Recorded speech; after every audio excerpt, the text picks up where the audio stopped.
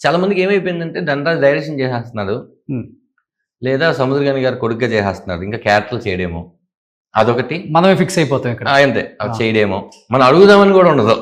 అడిగి no అంటున్నాడా, yes అంటున్నాడా కూడా లేదు. అనుకునే వాళ్ళు కొంతమంది ఉంటారు. లేదా డైరెక్షన్ చేస్తున్నాడు కదా! ఇంకెప్పుడు యాక్ట్ చేయడేమో హ్మ్. అని అనుకునే వాళ్ళు ఉంటారు. ఏదైనా కూడా ఒకసారి క్రాస్ చెక్ చేసుకుందామని ఎవరు ఒక ముద్రని తీసుకొచ్చి వేసేస్తారు. స్టాంప్ వేస్తారు మన ఇండస్ట్రీలో. యాహ్! అదే ఆళ్ళందరికి కూడా నీ ఇంటర్వ్యూ ద్వారా చెప్పాలనుకుంటున్నాను. నేను ఓపెన్. నేను చిన్న క్యారెక్టర్ అయినా చేస్తాను, పెద్ద క్యారెక్టర్ అయినా చేస్తాను, మంచి కథలు దొరికితే డైరెక్షన్ చేస్తాను. ఎందుకంటే నేను అలా చేసి ఉన్నాను.